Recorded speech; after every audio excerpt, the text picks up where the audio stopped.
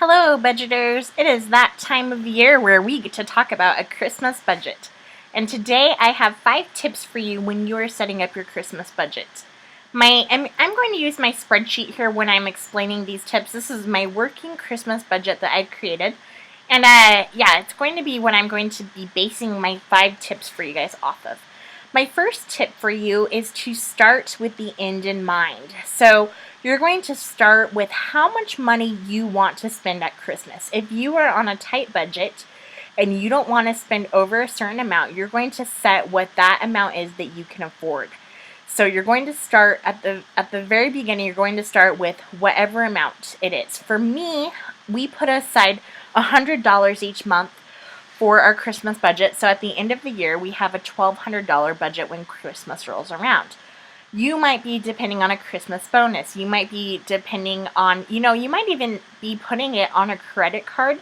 But you need to be mindful before you do that. How much money is it that you can actually afford to spend on that credit card? So don't just do a bunch of spending haphazardly and learn what the consequences are in January after you do your spending. Think about realistically what number would you like to spend? What would make you feel comfortable so that you're not busting the bank?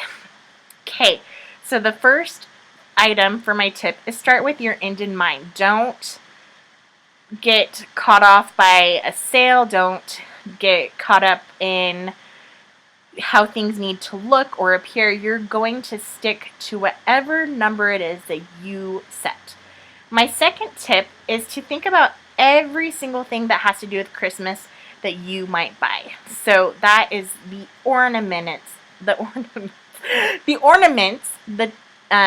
if you're buying a Christmas tree, if you are hosting a family dinner, if you always bake cookies, if you are doing cards, if you need to buy wrapping paper. Obviously, the presents are part of it, but you're going to start thinking about everything that has to do with the season. Do you give your coworkers a gift? Do you, take your boss out to lunch? What are the things that you do every single Christmas that are kind of a tradition? And you're thinking about the things that you might not even remember that you do. So you're thinking about, do you give something to your neighbor? Do you give something to book club, the people you minister to? So you're going to then list out every single thing that has to do with the holiday season. Everything from the dinner to the wrapping paper to the neighbors to your boss to whoever it is that, obviously you have the people that are immediate in your family, but you're thinking about the things that you normally don't think about so they don't catch you off guard. And you're going to list them out. So that's tip number 2. Tip number 3 is to think about how much money you want to spend per category. So I've lumped my spending into categories. So my big categories, I have my husband, I have me, and I have my kids, but then I have, and my dog, and then I have a category where I have just my family. So right here, this category is my family members. This right here would be this is probably like our other friends that we get gifts for. So my husband's work, he has some friends, some neighbor gifts, ministering, book club gifts. Then I have a category called pajamas, stockings, and decorations. I also have a category called cards and ornaments. And my last category is charitable giving. So I kind of lumped all of the things that I do into categories just because lumping them all into categories just kind of helps me think about the end in mind. Like, how much realistically do I want to spend in these areas? Some areas, like gifts for my husband, that's an important area for me. We work hard and we definitely don't spend a lot of money in the year, so I like to designate money for us to have a splurge at Christmas time. So that's a big category. But then there's, the neighbor gifts where you want to do something where they know that you're thinking about them, but I'm not going to spend more than $1 to do something for my neighbors. It might be something like I make them cookies and I give them a card, and something along those lines. So after you have listed everything out, you're going to kind of group them together in categories. And you're going to think about how much money you want to spend per category. So the big numbers over here, all of my big numbers equal my end goal, which is my $1,200 mark. So you're really going to think about how much can you put in each category. And you're going to kind of think about how much you realistically would want to spend for each thing. Come up with a number, and then that's when you're going to add all of your numbers in to see if they add up or not. And they're probably not going to add up to what your end goal is in mind the first time. And that's when you're going to go back and you're going to say, okay, what can I take out? Which things can I take out and move around and make them so that they fit better in each category? So you're going to think about, like, if my spending was over, I think originally this used to be $300 and I did $50 per parent, but that just was, I didn't want to spend that $300. I didn't have enough money for my end goal in mind. That put me $50 over. So our parents dropped down to $45 on their budget, which is still quite a bit of money, and we don't have to always spend that amount, but we can go up to that amount. So that kind of helps you when you're making a budget, is you have to be really realistic about how much money you have and how much you want to spend. My third tip is to designate a cash amount within your categories. So for example, I have $250 that I want to allot to my family, and within that I've kind of set an amount for a general amount of how much we want to spend per area. So my parents, we have $45 for each parent. My stepmom, my stepmother-in-law, I guess.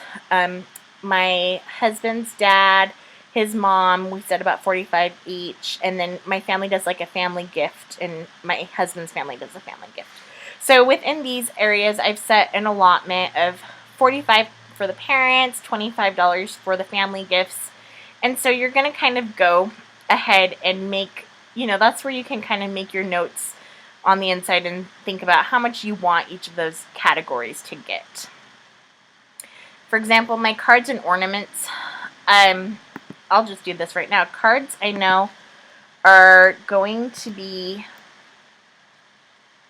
so it's going to be pictures, cards, and ornaments. So pictures are 100, cards are 80, and ornaments I did 100. So that's kind of how I would break that up. And my total for the spending is $280. So cards and ornaments, that's kind of how I break it up within that. And I'm just going to make my text wrapping around so that I can see all that. So pictures 100, cards 80, and ornaments 100, and that gets me to my 280 mark.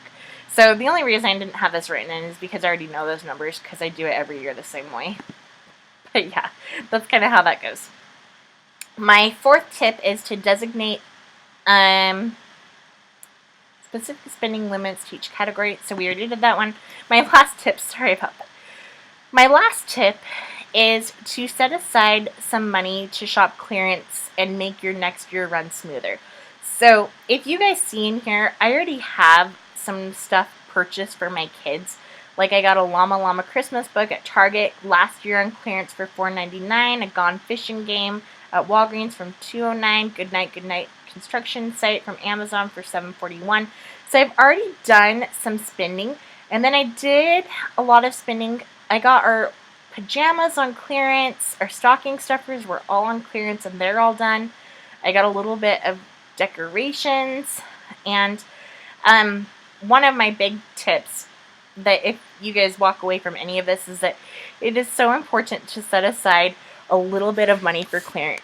Even if you only set aside like $10 this year, and all you use that $10 for is you go buy all of your wrapping paper, then that means next year you don't have to allot like $50 for wrapping paper or whatever it is, just set aside a little bit of money, and even if it's just a little bit and you are able to go buy some awesome deals at when things are 70, 90% off. It's so nice when you open up your bins the next year and you see all of these like new items. You don't feel the urge to go spend a ton of money at the stores because you already have a bunch of new stuff. So that is always so nice, and it helps you kind of curb that spending at the Christmas season. And then at the top here, I always make some notes so that my next year runs smoother. So I have on December 28th is when Target goes to 70% off clearance. That's important for me because I can buy toys, I can buy wrapping paper, I can buy decorations. I have go to Old Navy the day after Christmas to get pajamas for next year. Their pajamas all drop to 50% off, and they have everything you need. There's no reason why, there's absolutely no reason why you should get pajamas the year of. You can always tell what size your kids are going to be. They're just going to be the next size up, or if they don't grow very much, just get the next size up because they're going to be able to wear them anyway, right? Like, even if they're a little big, that won't be the end of the world. I have Walmart has toys and toothbrush packs, good for babies' birthdays. So my kids, like, there are sometimes packs of things where they don't even have Christmas stuff on them, and like, why would I pay full price for toys that you can just get like the end of the season toys for like 70% off? That's what I did. 2 weeks after Christmas, Walgreens drops everything down, like all of their toys down to 75% off. And I kid you not, like, I get all of my kids' birthday and Christmas, all of their birthday stuff because they have a birthday in February and March. And I just get all of their stuff at Walgreens when it's like 75%. It might even be 90% off, 2 weeks off. Like, it is so inexpensive. Like, it's the best thing ever when you can get, it's 70% off 2 weeks after. Anyway, so I just always keep a few tips and tricks up there on my budget just so I remember to get all of those good deals, because it's so nice when you're getting things for so much less money. And the nice thing is that I think this year, honestly, I'm getting so many items right now for such a good price, and I have a lot of things that I need to add in here for my kids that I got last year that were just pennies. And I think I'm going to have some money left over in their budget, which I'm just going to put that towards their college savings fund. So I'm really excited about that. Anyway, I hope this budget helps you guys out, and if you guys like this video, give it a thumbs up and have a happy new year. Bye!